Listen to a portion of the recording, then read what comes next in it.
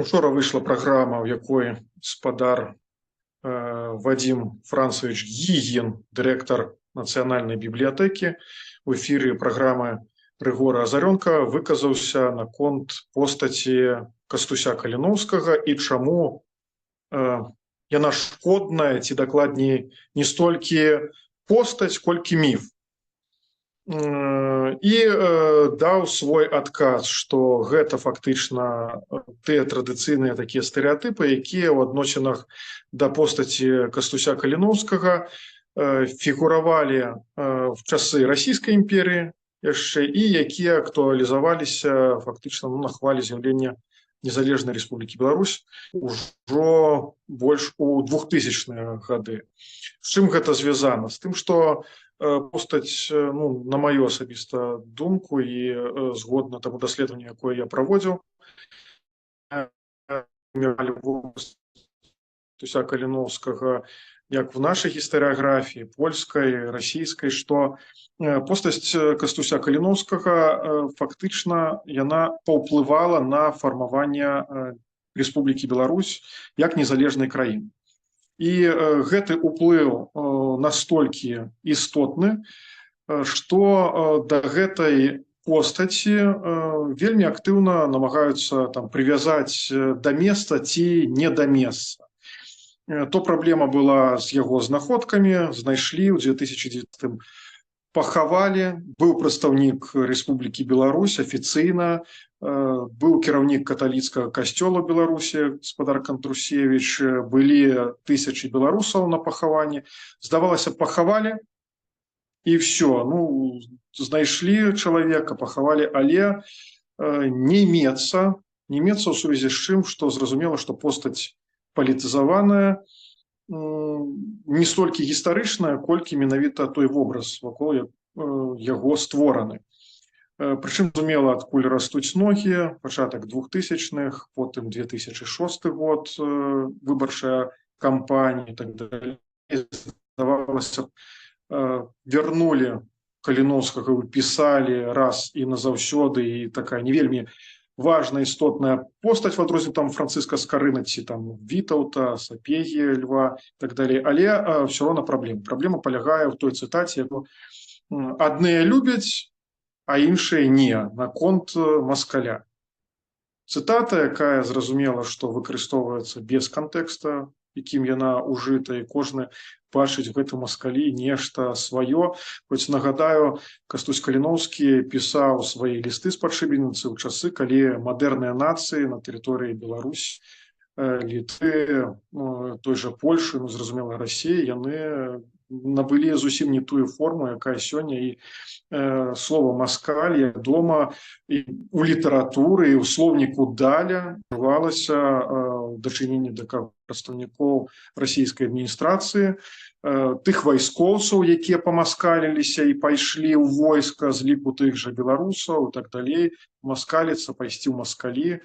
Вёскі ў нас такія ёсць з назвай маскалі. Гэта все праблема, таму што чулівы суседні народ наш усходні, з якім будуецца саюзная дзяржава, і яны вельмі так да гэтага прыглядаюцца і глядзяцца.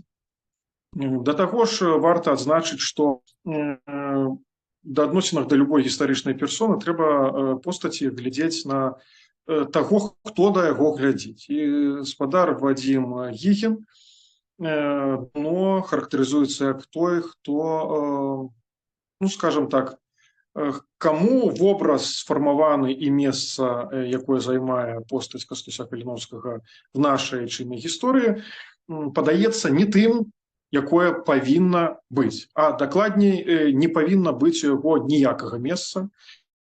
Хаця гэта выглядае дзіўна, асабліва калі на фоне набліжаючагася дня народнага адзінства, калі Александр Григорович Лукашенко збірае у залі прадстаўнікоў тых асноўных народнасцяў, нацыянальнасцяў, якія жывуць у Беларусі, і узгадваюць постаць Кастуся Каліноўскага як варожую і яе прыпісваюць як палякам. Такая, што в Беларусі палякі адна з самых шматлікіх нацыянальных меншасцяў, і Кастусь Каліноўскі нават калі перепісаць палякам, то гэта што? Не наш паляк, як гаворыць Александр Лукашенко. Тут гэта кантрастуе з тым, што з'яўляецца, то есть, з аднаго боку пазіцыя адной, ну і такі фактычна дысананс. Вы вызначыць, чаго вы жадаеце. Гэта першае. Па-другое, постаць Кастуся Каліноўскага сапраўды супярэчлівая, і яму надаюцца розныя рысы, якія скараюцца дадаць такой ідэальнай нейкай персоне. Кастусь Каліноўскі не быў ідэальным чалавекам, як кожны з нас. Ён быў чалавекам, не трэба прыроўнаць, як намагаюцца паказаць ледзь, не з Христом параўнаць. Гэта, зразумела, не так. Каліноўскі быў палітыкам сацыялістычных поглядаў, якія так супала, што ён зразумеў сваю датычнасць да мужыцкага народа беларускага і прыйшоў да гэтага, ішоў да гэтага і прыйшоў фактычна, ну, як тое зрабілі пазней там Францішак Багушевіч, Каруська Ганец, выхадцы з той жа шляхты гэтай мясцовай, і Кастусь Каліноўскі быў адзін з іх, выхаваны, зразумела, польскай культуры, але пад уплывам расійскай адукацыі. Нездарма ён валодаў рускай мовай, в адрозненне ад мільёнаў мясцовых жыхароў, якія ўвогуле па-руску не разумелі. Нездарма Міхаіл Мурав'ёў актыўна намагаўся ўводзіць народныя вучэльні, каб вучыць рускай мове. А навошта вам вучыць народ, які быццам бы рускі, той жа рускай мове, які ён павінен тэарэтычна і так валодаць. І праглядаючы, напрыклад, я працую зараз, займаюся тым, што праглядаю Віленскі веснік, такое выданне. На ім яскрава паказана, як фактычна нават ва ўлоне тых варожых паўстанцам сілаў мясцовых жыхароў гэта ідэя, якую прапаведавалі тыя ж той жа нейкай там Беларусі незразумелай, там штосьці беларускі народ, як гэта ідэя ў выніку, якую Міхаіл Мурав'ёў намагаўся замяніць северо-западным краем, як у выніку, на прыкладзе таго ж Віленскага весніка, прыбіраецца панятак, як толькі Міхаіл Мурав'ёў з'язджае ў Петербург, замест северо-западного края выкарыстоўваецца назва Беларусі, яна паўсюджваецца фактычна на ўсю тэрыторыю тых 5 губерняў, у межах якіх фактычна і паўстала ў далейшым тэрыторыя сённяшняй Рэспублікі Беларусь мы маем. Гэта дзіўны працэс, зразумела, што ў свой час на яго не звярталі так увагу, ну, і гісторыя заўсёды выконвае пэўныя ролі, якія патрэбны ў дзяржаве, за савецкім часам, зразумела, ці в сённяшніх умовах гэта не так пасуе, але такая з'ява назіраецца. І Кастусь Каліноўскі, чым яго плюс? Тым, што дзякуючы яму фактычна назва Беларусь, беларускі народ з'яўляецца няхай як і такі, скажам так, непрамоўны, але суб'ект ужо палітычны, таму што навошта звяртацца да таго, аддаваць загады кусці, на каго ты не разлічваеш. І яшчэ раз скажу, колькі такіх вось загадаў, напрыклад, выдадзена Мурав'ёву. Па-беларуску, напрыклад, па-літоўску выдавалі царскія ўлады і дакументы і іншае, а што датычыць беларускага народа. В далейшым сапраўды постаць Кастуся Каліноўскага для сваіх сучаснікаў перабольшваецца. Кастусь Каліноўскі фактычна паўплываў на людзей, якія жылі ўжо ў 20 стагоддзі. Быў такі Всевалад Крестовскі, гэта пісьменнік, які вучыўся з Каліноўскім, служыў у Свіслачы, дарэчы, у царскай арміі, бачыў, як душылася гэтае паўстанне, ведаў, як і чым жыве народ, сярод якіх намагаліся паўстанцы весці сваю прапаганду. І нездарма гэты Всевалад Крестовскі зрабіў Каліноўскага фактычна пратаганістам свайго аднаго з найгалоўнейшых літаратурных твораў і тым самым фактычна зрабіўшы такі вельмі значны ўнёсак для сваіх сучаснікаў, якія ты выхадцы беларусы, якія вучыліся ў расійскіх вучэльнях, чыталі ўжо па-руску, са здзіўленнем знаходзілі, ага, быў такі нейкі Кастусь Каліноўскі, Константин Каліновскі, который дзейнічаў у Беларусі, намагаўся падняць гэтых мужикоў. Нездарма ж Ластоўскі звярнуўся да гэтай постаці. Фактычна мы не можам выкрасліць Кастуся Каліноўскага, і Вадзім Францавіч гэта таксама выдатна ведае, паколькі Кастусь Каліноўскі фактычна тоесны, можна нават сказаць, з той ідэяй беларускай, якая рэалізоўвалася ўжо ў савецкі час. ССРБ, БССР немагчыма адняць. Гэта фактычна адных з тых каранёў, на якім грунтавалася дрэва пад назвой Беларуская Савецкая Сацыялістычная Рэспубліка. Плюс гэта постаць, якая выкарыстоўвалася ў савецкі час для нацыянальна-вызвольным руху беларусаў, для актывізацыі гэтага руху. Нездарма вядомы фільм «Кастусь Каліноўскі», які ў 28-м годзе мінулага стагоддзя выйшаў, які бестселлерам, можна сказаць, вельмі папулярным для свайго часу.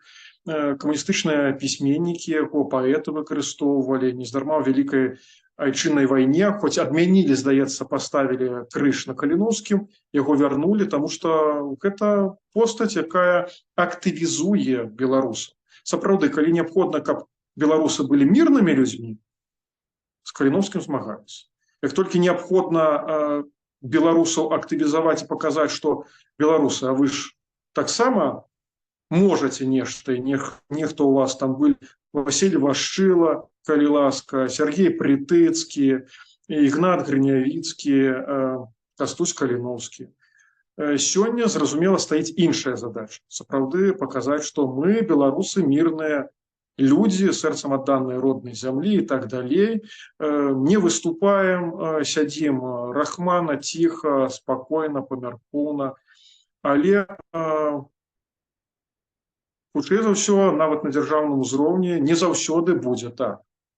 Калі на мяжы ляскаюць натаўскія тракі, калі на мяжы паўднёвай такія праблемкі, лётаюць нейкія там БПЛА невядомыя, то якраз такія постаці, як Каліноўскі, актывізуюць беларусаў. Таму што в нашым культурным кодзе, як фільм, які толькі выйшаў, закладзена у тым ліку тое, што уяўляе сабою Кастусь Каліноўскі.